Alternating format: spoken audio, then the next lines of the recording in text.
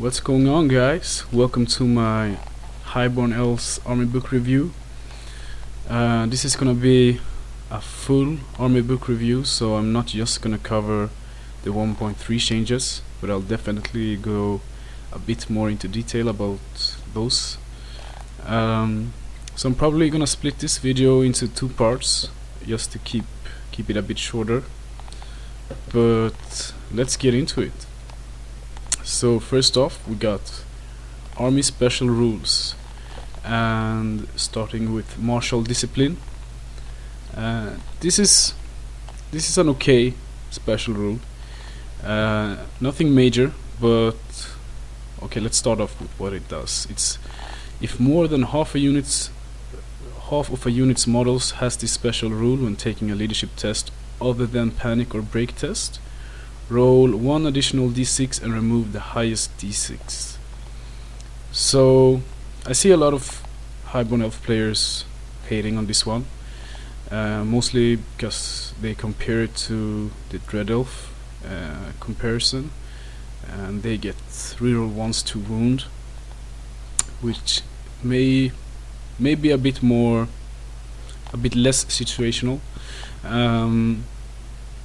Me myself, I didn't appreciate this rule at all earlier, but as I've gotten a little bit better, I'm liking it a bit more. It's nothing major, but it does help you, like with your chaff, running up around the flanks, fleeing, helping you with your rally test there. It's great against fear tests and stuff like that. You just have to remember that you have it. Did lose a lot of its flavor with 1.3 changes, just because the most common instance when you use this rule was when you swift reformed, and now when you have a decision you don't have to take a swift reform test, so that makes this rule obsolete. So I thought they would change this just to adjust it to 1.3, but they didn't, unfortunately. But it's okay. Master of Balance, also an okay rule. It's nice to have. It fits the impression that High Elves has a good magical defense. On its own it doesn't do a lot, but we got some magical items and stuff you can stack it up with to see some great effect. So it's any Highborn Elves army that includes one or more models with this rule adds an additional +1 to channel attempts in the opponent's magic phase. So only in the opponent's magic phase, not in your own. Remember that. It's okay. We'll talk a little bit more about it when we get to the magical items. Valiant. I love this rule personally. Some people who played High Elf for a long time got upset when White Lions lost Stubborn and gained Valiant instead, but I think it's perfectly fine. A unit shouldn't be good in every situation, and Valiant, let's start with what it does. Models with this special rule gain Stubborn when in base contact with an enemy model with fear. Rank and file models with this rule gain Bodyguard, but only if they are joined by a High Prince or Commander, and only if that character is honorless or with the Royal Huntsman honor. So this forces you to play a bit smarter. If you play it correctly, your White Lions will be just as good as before, in most cases. Or you play it poorly and they're not stubborn. But why I like it is because it opens up the field for tactical play. You need to play a little bit smarter, and your opponent can still try to play around it, try to counter you. It's all about matchups here, and where you should allocate attacks. Like if your opponent's trying to kill out your characters, you need to do some math hammer before you engage, maybe. As I said, I like it. It's a great rule. Over to Armoury. So Moonlight arrows, when fired from a mundane bow or longbow, It gains strength 4, magical attacks and flaming attacks. This in itself is okay. It's not a crazy big deal. The thing with this, the guys that has the moonlight arrows have ballistic skill 5. That's what makes this really potent. So we'll talk a little bit more when we get to the to that unit. Bitter arrows is basically poison, but only you need to exchange volley fire if you want poison. A lot of people forget that you can't volley fire if you shoot the poisoned attacks. Yeah, nothing special here. This they actually got a little bit worse. The unit that has these arrows when the changes to war machines were introduced, because basically the war machines got less toughness but more wounds. But when you shoot with poisoned attacks, you don't care about the toughness. It could be toughness 2 or toughness 10. 6s are still gonna get through. So when they increased the number of wounds, that made poisoned less effective. So our scouts with bitter arrows took a hit. They're not as popular anymore. Dragon Forged armor. It's a heavy armor. The wearer gains firebone and a ward save 6+. It's okay. Yeah, can't complain. Always nice to have firebone. So over to the honors, the meaty section. So yeah, starting off, honor of Lords of the Seas. That's basically our fighting characters. First off is Master of Candrake Tower, and this honor has changed a lot during the different updates. It's gone up and down and up and down and everywhere, all around. So the way it is now is the model gains Swords Horn. That's basically +1 to hit when fighting with a great weapon. Even though, like, you don't, since we have lightning reflexes, we don't. When we have a great weapon, we lose +1 to hit, but we can still strike at our own initiative. And this rule gives the +1 to hit back. The character also gains Master of Balance, becomes a wizard apprentice that generates spells from druidism, alchemy, and or cosmology, and knows one learned spell from a chosen path. It always knows the trait spell from druidism and may choose to generate spells from more than one path.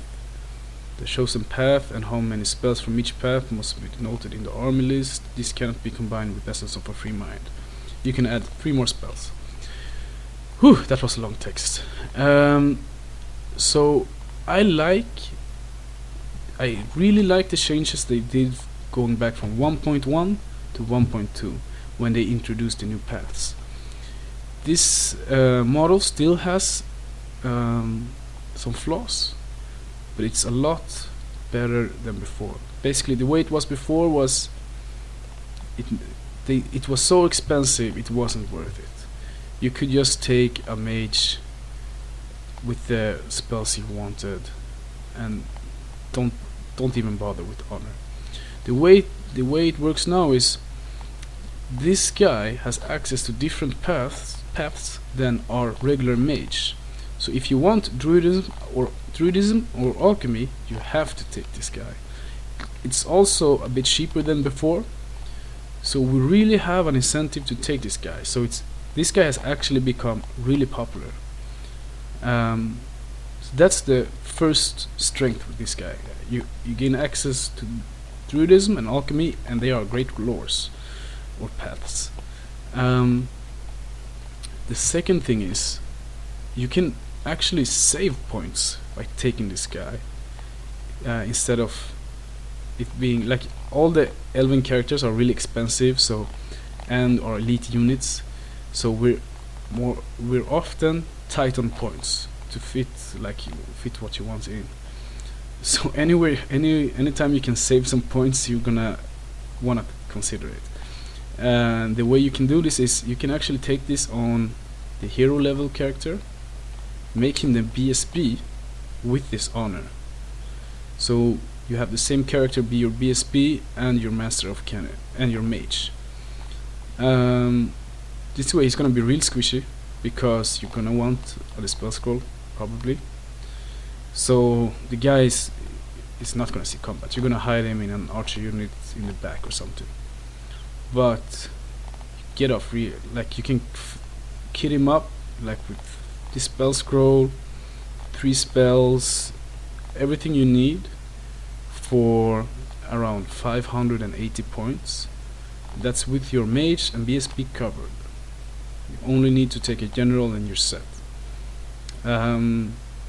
The counterpart to that is to take a BSB for 400 points, take a fully kitted lore level mage for 600 points, and a general. The way it adds up is you save around 300 points if you combine the BSB and the mage. But as I said, it's not going to be fighty. So that's the flaw with this character. Is he got the stats like the weapon skill, the attacks of a fighting character, and you're not gonna be able to use them. The +1 to hit, and like if you take this honor and kit him up to be defensive, to survive close combat, you're not gonna have the spell scroll. Most people take this guy strictly as a mage and stick him in the back. Sure, you can take him as a lord with your spell scroll and kit him up, but it's really expensive, and then you still need a BSB, and yeah, that's the dilemma. But way better than before. It's a really common character to take. You're gonna see him a lot, so good job, 9th age. Prince of Rima also changed a bit. The way it works is 80 points. You gain devastating charge, the bearer. The limit on ancient allies is increased to 25%. The limit on characters is increased to 45%. And the limit on peacekeepers is reduced to 0%. You have to mount him, so you can't have him on foot, and it's gonna be on an elven horse, a young dragon, or a dragon. It's okay. You're gonna see some people take it, some people won't. The big change here, actually, it's 2 things worth considering.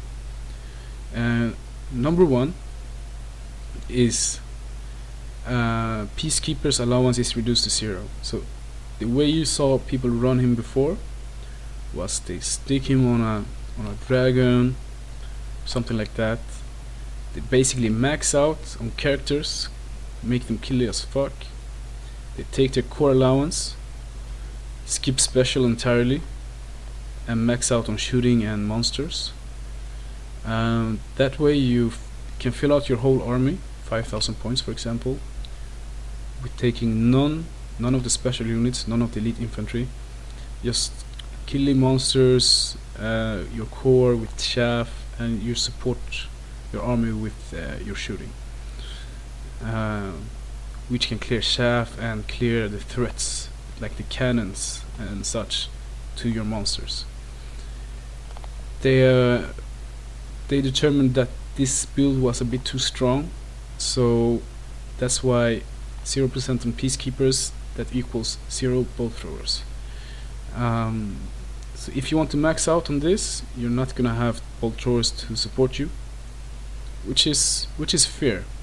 The other thing that's worth considering is before your mounts, like if you mounted him up on a young dragon or a frost phoenix, the character points, the points strictly for the character went to your character allowance. The points for the mount went into ancient allies. That made it so you could still fit a lot of things. Like even if you took a prince on a young dragon, you can still easily fit your BSB and your mage, everything in the character allowance section, and probably a frost phoenix too in in the Ancient Allies. They changed it now, so if you take, for example, a prince on a dragon, the combined model is gonna go in your character section, and the mounts, the points for the mounts is also gonna go in the Ancient Allies section. So if you try to stack up on characters on mounts, on monsters, you're gonna fill up your character section really fast. Now it's up to 45% to compensate for this, but it's still you're gonna feel it when you're trying to make a list. So to be honest, I haven't, since 1.3 I've been way less active, or even since 1.2 I only played a few games. I still need to try building some lists to see exactly how it affects us, but yeah, we'll see how it pans out. Fleet officer, nothing special here, we're not gonna take too much time on it. You gain steady aim, which basically means you can volley fire even if you moved, and you gain weapon master. If the model is on foot, you may perform a combat reform whenever it is successfully charged. This combat reform is performed after all charges against the model's unit have been resolved and follows the normal rules for combat reforms. Sounds pretty cool, but don't take this guy. Personally, that's my own opinion. It's too situational. You should never plan to be flanked, even if you can do a combat reform. Like, your opponent can plan against it and combo charge you with like a unit of chaff in the flank or something like that, and your plan backfires. Also, elven characters on foot aren't that popular. They're really vulnerable. I can't even speak. And if you're gonna take a character on foot, you're probably gonna want him to be Master of Kendrick Tower or the next honor, High Warden of the Flame, before you want a fleet officer. The only situation I see myself taking this is if I want to try a sky sloop guy. I can mount him on a sky sloop, but not in any other situation. So, next honor, High Warden of the Flame. The bearer gains ward save 4+, immune to psychology, magic res 1, divine attacks, and the model's unit gains magical attacks. This will also allow you to mount him on a fire phoenix or a frost phoenix. So basically, this honor is good. You can make your characters tanky, which we absolutely need, but it's expensive. I think the ninth age balanced this guy pretty good, because it is really expensive, but it's really good. It presents you with a tough choice. Like, it's still good, so some people are taking this, and some people just can't fit it in because it's so expensive. And that's where it needs to be. It shouldn't be an auto-include, and it shouldn't be something unplayable. It's definitely playable. I can see myself trying this both on a foot character and on a frost phoenix. One thing to consider is if you mount him on a frost phoenix, like, you aren't really getting the full benefit of the 4+ ward save, because a frost phoenix has an innate ward save. But still, with magic res 1, that makes the model almost immune to magic missiles with a 3-up ward save. Your prince gain divine attacks, so you don't have to take a holy icon or something like that. You can just kill him up with a killer weapon. You already have a 4-up ward save. Yes, people take this with a bronze breastplate, lucky shield, beastbane halberd, giant sword, and use this as a utility guy. I tried it out in one of my battle reports. He did really good. So yeah, I like it. Queen's Companion. Models on foot only. The model gains multiple shot 3. The model units gain quick to fire. You can choose to take bitter arrows, scout, and moonlight arrows. This is a good honor. basically the way it adds up is in most high of lists you can't take an abundance of characters. So either you're gonna take a BSB as a mage with the Master of Kendrick Tower. If you're not, you're either gonna put him in your Wet Lion unit to give them stubborn, or you're most likely, like if you don't have any other purpose for him, you give him Queen's Companion and you stick him in a unit of archers or Lord and Seaguard just to give them quick to fire.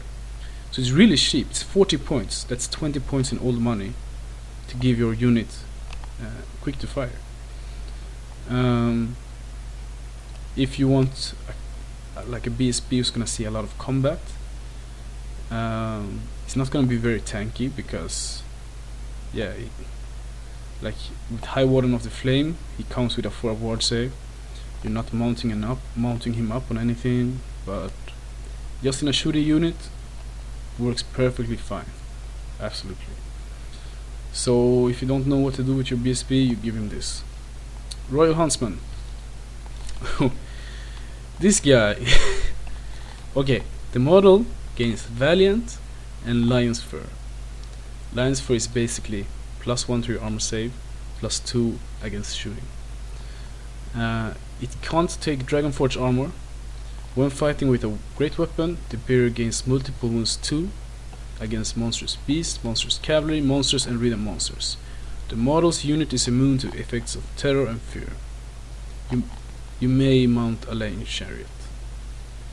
Okay, so this guy, if we go back to 1.1, was really good. Really common, both in casual play and in elite level play. Myself, I loved the model. I played 2 princess on a Lion Chariot each. Since 1.1, it's got a hit left and right. Like on paper, if you just look at it like this, you can't really see. Like it's like, okay, it's basically the same. So basically it got nerfed like from in 4 different ways, but indirectly. So here you're not gonna see the nerfs here, apart from the point increase. So this adds up to you're not gonna take him on foot ever. Alright? Don't do. If you think, oh okay, I'll take him on foot, he becomes a white lion, it's really cool. No, don't do it. The only time you're gonna take this is if you mount him on a Lion Chariot. It's still an option, it's still viable, but it's not as good as before. So the way he got nerfed is, 1, he got a points increase. Fair, it's really fair. I think he needed a point increase. He was too good before. It wasn't crazy much. I don't remember. He might have gone up with 20 points, 30 points. I don't know. Second nerf is the way you played him before was with Path of White Magic, because he isn't a large target. The way you could build him really tanky, because if you put a character on a Lion Chariot with this honor, it's directly he has a 2-up armor save, 1-up against shooting. That's before you put anything on him. Since you want him with a great weapon, you don't have to waste any of your magical allowance on a weapon. So you're gonna waste all of your 100 points or 200 points in new money on defense. So these guys become crazy tanky. And since he wasn't a large target, with white magic you could use the attributes. As soon as you got off a spell, you add a counter on him and he basically got another wound, and like you can make him like 1-up with Bluffer's Helm and 4-up ward save, and each time you get a spell through, you just make sure you get a counter on him. These guys were impossible to kill. So the other indirect nerf is when we lost white magic, but every army had to deal with that, so that's perfectly fine. Uh, third nerf, also indirectly. All the common builds that we used to kit out our princess on chariots, the magical items all got nerfed, or they got more expensive. So you can't kit him out the way you kitted him out before. The holy icon, or whatever it's called, it's more expensive. The what's it called? The bluffer's helm, more expensive. So it's gonna be harder. You're not gonna be able to kit him out as good. The fourth nerf is now when you mount him, you lose a crew member. You didn't before. So before it was the prince with his 4 attacks, 2 crew members with 1 attack each, and 2 lions with 2 attacks each. Added up to 10 attacks plus impact hits. So you lose one of those attacks. So he got small nerfs, but all over the place. So consider it before you take him. I still consider him good. He's now a bit more situational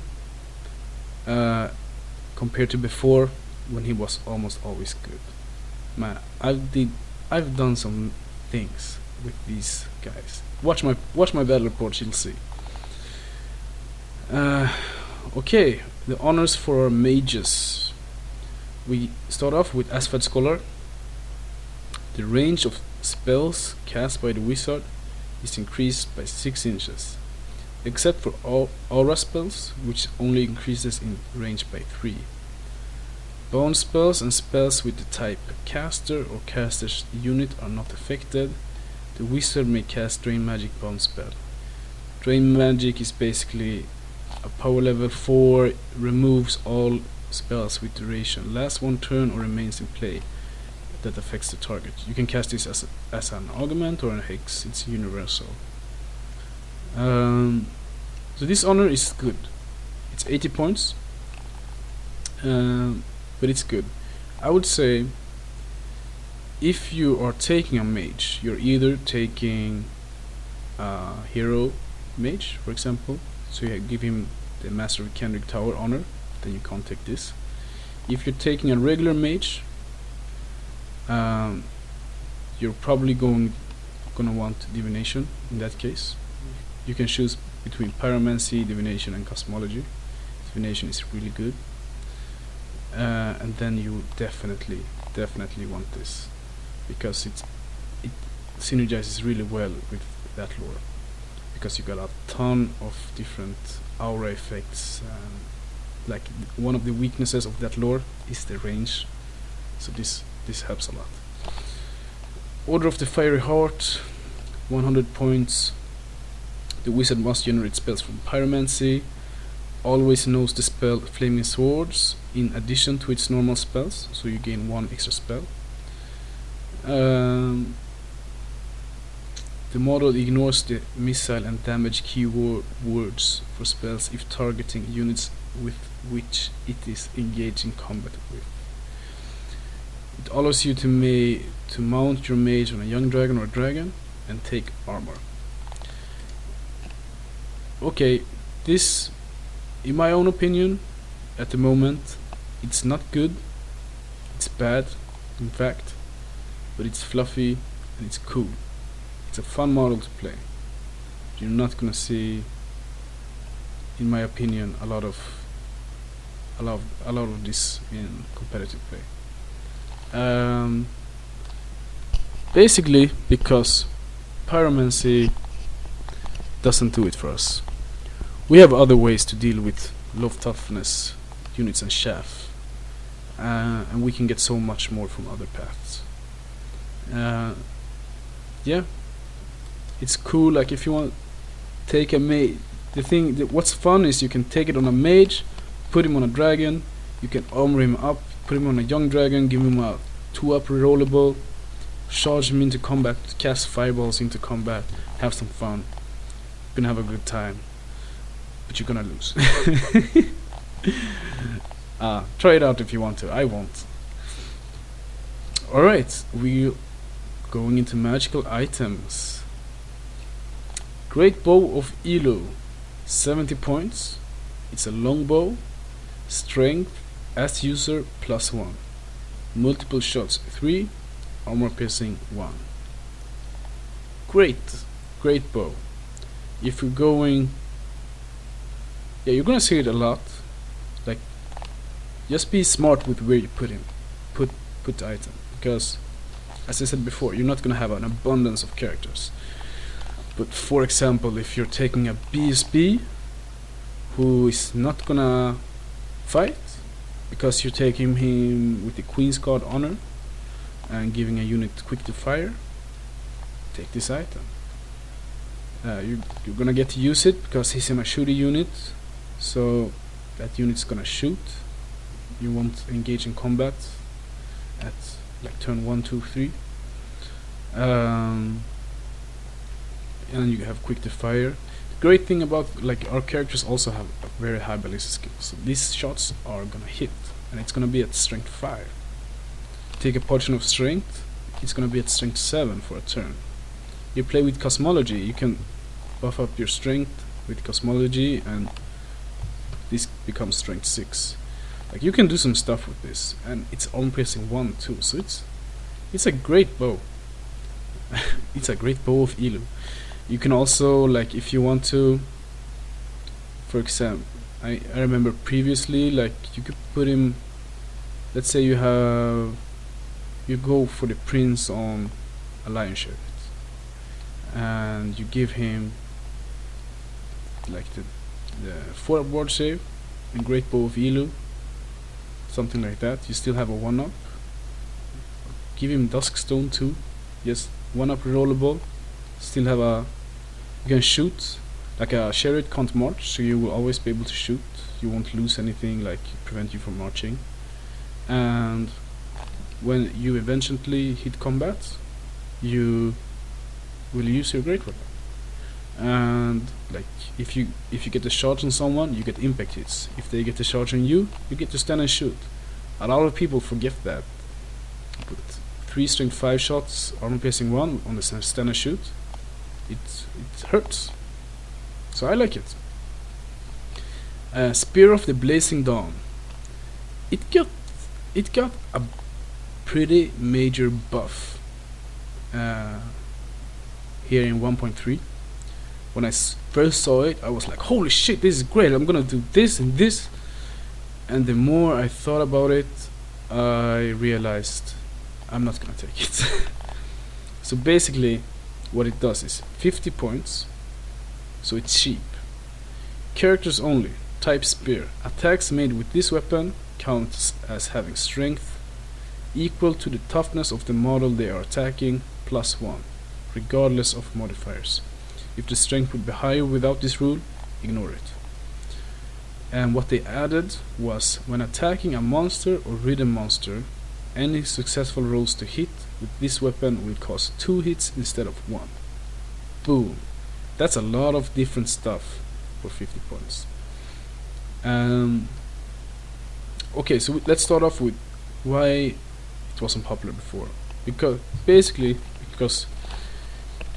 elven characters on foot aren't popular. Like, they are toughness 3, they are gonna be fragile, and yeah, like, I just can't see it. If you're fighting, even with, where to begin? Okay, we're playing a game, right? I take this item. Okay, I'm gonna kill dragons and the targets you want to fight with this is gonna be faster than you, because you're on foot. So they will choose if they want to engage you or not. If they engage you, let's say it's I don't know what's the most common monster. It's a guy on a dragon or something like that. Since you're on foot, they will get thunderstorm. So it's like you're gonna die. You're not gonna kill him, and you're gonna die. Like, if it's a monster or ridden monster, yeah, you get a ton of hits and you're gonna wound on 3+, and you're gonna hit pretty good too. So it's gonna be pretty scary. But if I'm the opponent, I'm gonna look at this guy, and I'm gonna see like, okay, if you maxed out on this guy, if you gave him the honor with the 4+ ward save and kitted him up with 200 points defensively, so he has a 2-up, 4-up, he has holy attacks, he has Spear of the Blazing Dawn, he has this and that, I'm just gonna say I'm not charging my monster into that unit. My monster will take any other unit. And let's say you don't like, because this item is still pretty cheap, so you can go the other route, like throw him on a character, give him this, don't waste any more points on it. He has a cheat item, it's a like just because like people are gonna kill him. I try to add it up, and it's to be fair, I think it's fair. I'm not saying this is overcosted or anything. It's crazy cheap. I'm just not recommending it, because if you want a fighting character, put him on a horse. You're gonna do something else with him. You're not gonna have a fighting character on foot with this item and catch a monster and kill it. It's not gonna happen.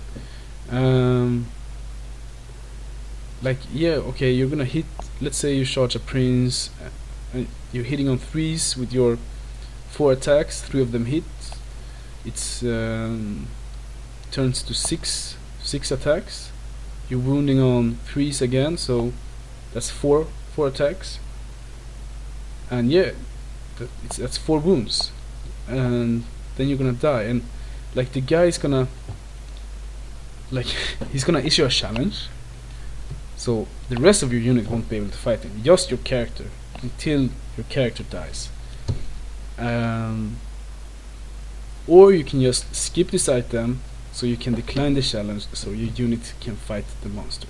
Like, okay, so if you're taking this, you're not gonna want to put him on in a White Lion unit, because White Lions can deal with you don't need your characters to kill the monster, because the guy is gonna issue a challenge and you're gonna decline it, so your White Lions can kill it.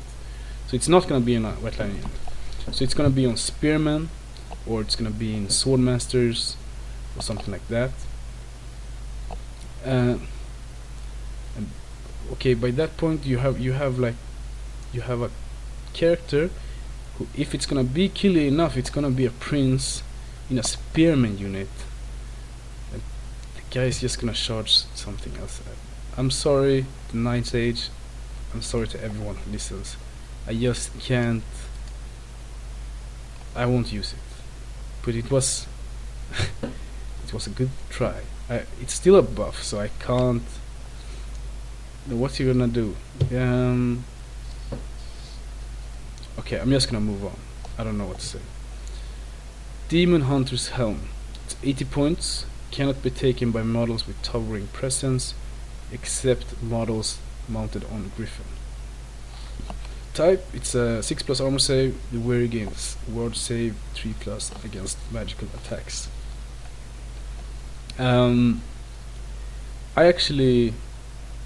I laughed a bit. Not first time I read this, not at the item itself, but at this, except models mounted on griffins.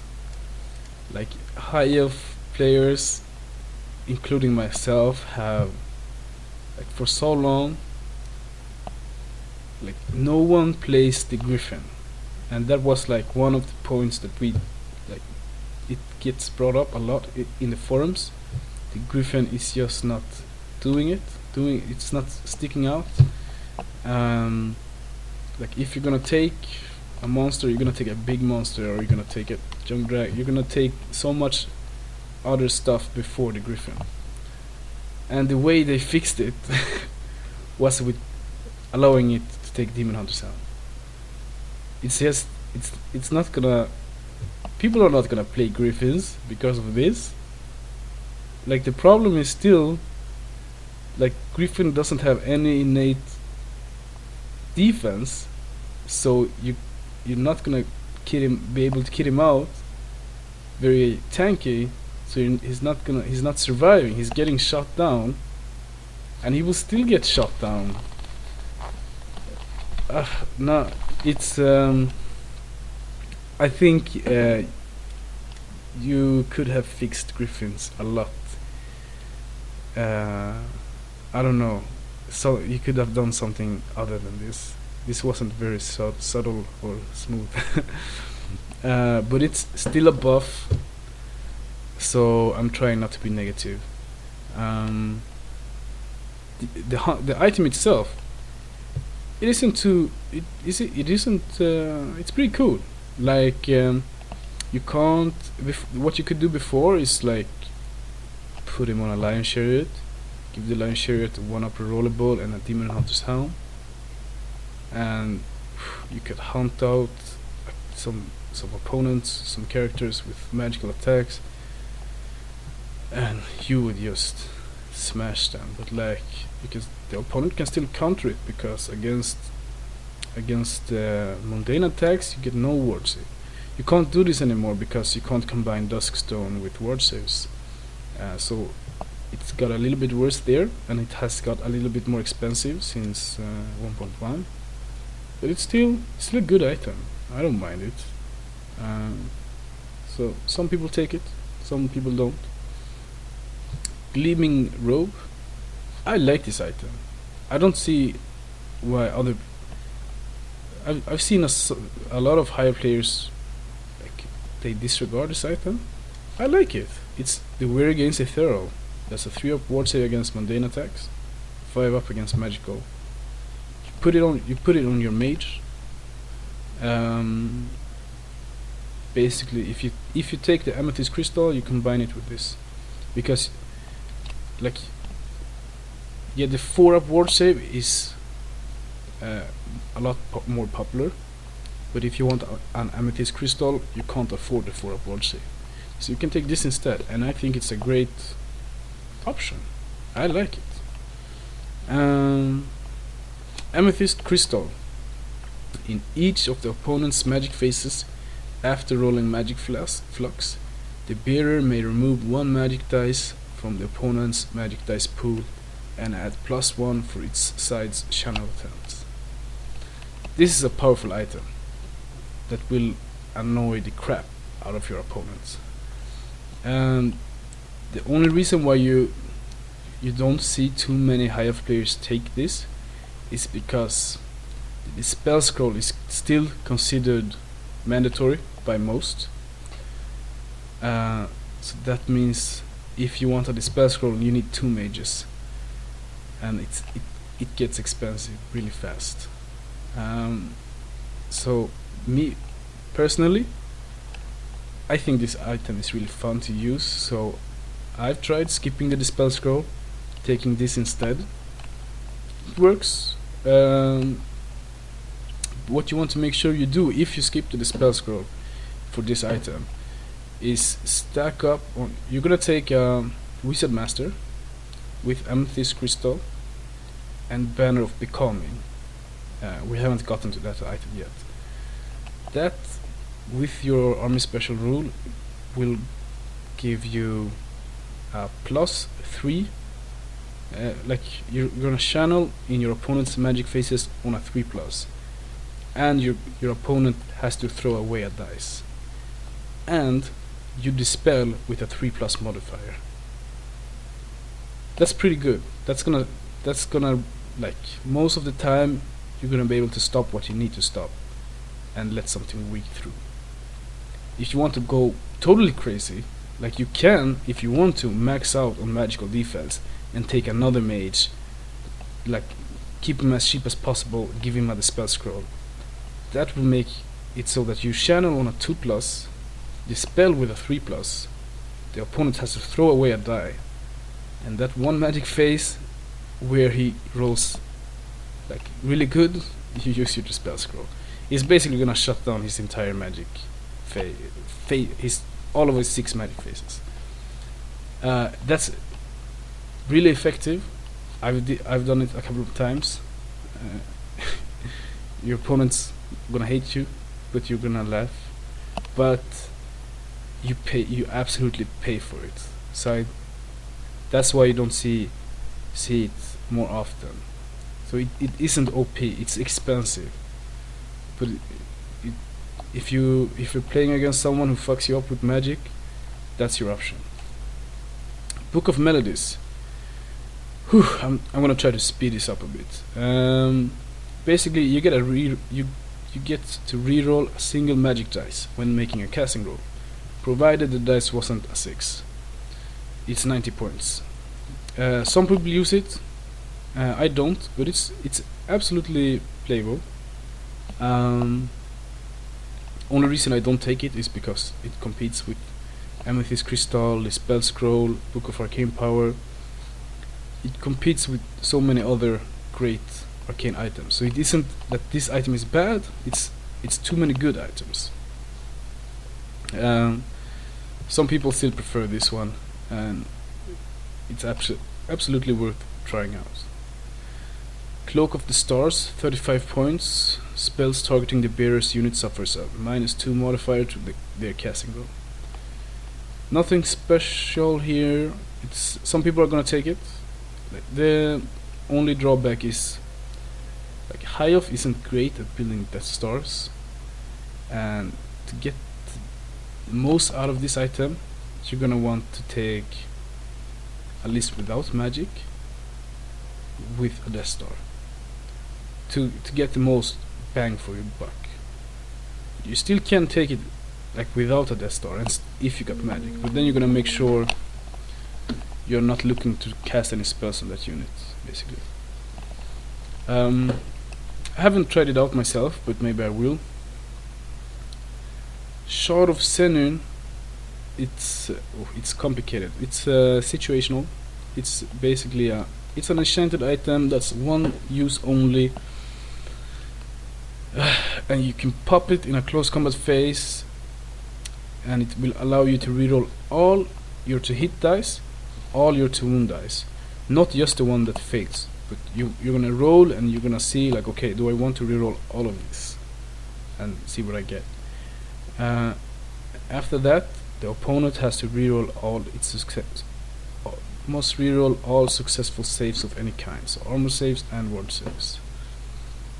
After the combat phase, you inflict a wound on yourself, 2 wounds on if you're mounted on a monster.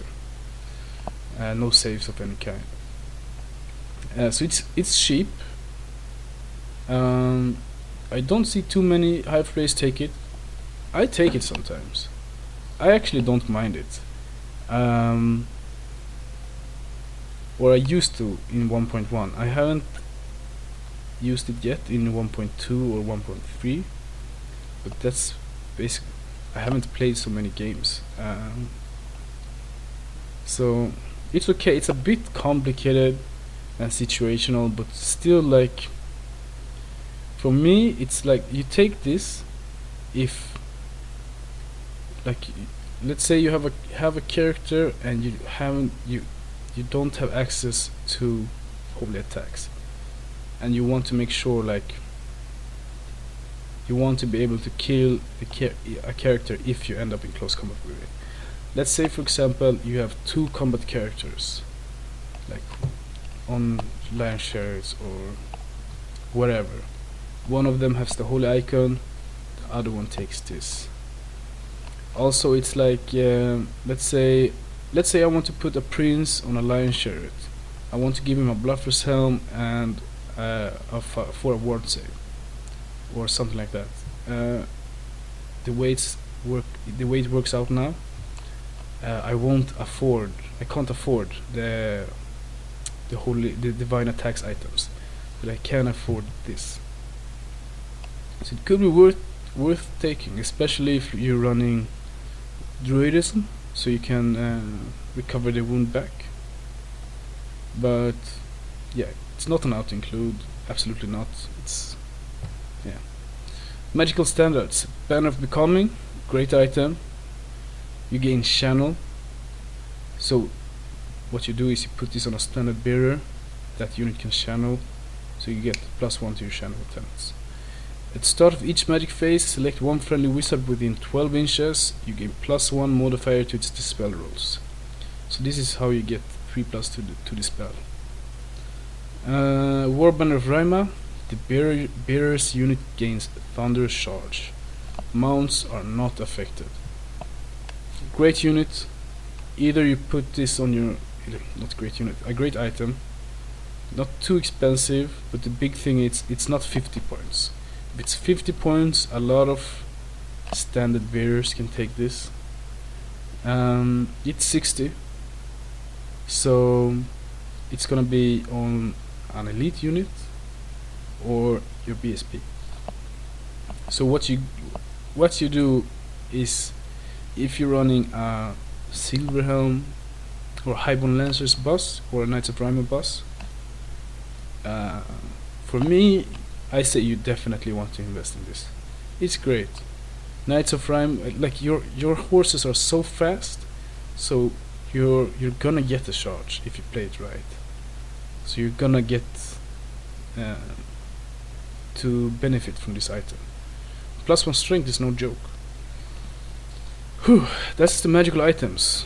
Army organization.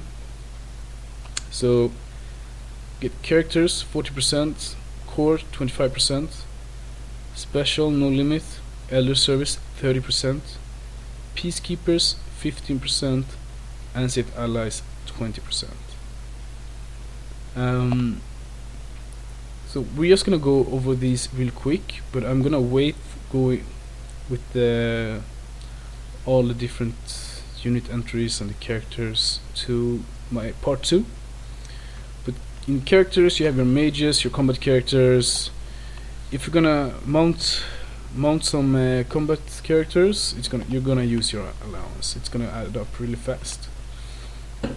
Core, you got your spearmen, your Highborn Lancers, your sea guards, your reavers, your archers.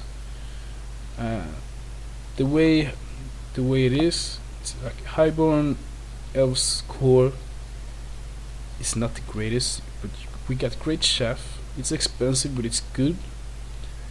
Most lists use the core allowance to fill up with chef and support shooting. Like, it's not gonna be the type of shooting that's clearing out units or like taking down objectives. It's gonna be the shooting that supports your army, clearing out the chaff, like putting a bit of pressure on your opponent. So that's the way I often play it. Not really liking the changes since 1.2. Like, I like the army organization chart, like the idea, but I think we can do better. Like, it's a lot easier to balance this way, so I like it in that regards. But I don't like the way reavers counts towards elder service and core. Like, okay, do I even want to get into it? Okay, like, let's say reavers counts towards core and elder service. The same with sea guards and archers and queen's guard. The reason for this is because a shooting, like if you max out on shooting, ninth age, the way ninth age explained it was,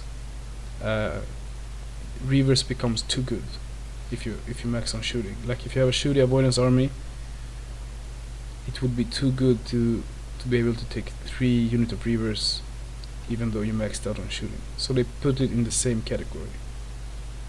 But the way it works out now is, even if you don't max out on shooting, like, let's say I take a unit of 30 sea guards, no bolt throwers, no queen's guard, nothing else. I can only take 1 unit of reavers before I cap out on elder service. That's not a shooty army. That's like really limited shooting. It's gonna clear some chef, maybe, but not. It's not gonna clear anything else. And I still can take more reavers. Like, I'm trying to be like open-minded, but that's too restrictive for me. Like, I understand if you wanna restrict fully shooting lists, but this restricts not fully shooting lists. Anyways, special, got our lead infantry, our knights of Rhyme, our chariots, got a lot of stuff in there. Elder service, basically all our like what would you call it? Support shooting, like basic shooting, strength 3, is also counting towards elder service. So it's your archers, your lord and sea guards, your reavers. So a lot of the times you're gonna fill your core with elder service, and since it's peacekeepers at the moment is only bolt throwers and grey watchers. So you're basically gonna, a lot of the time you're gonna see 3 bolt throwers and peacekeepers. Ancient allies is your monsters. It's your phoenixes and your character mounts.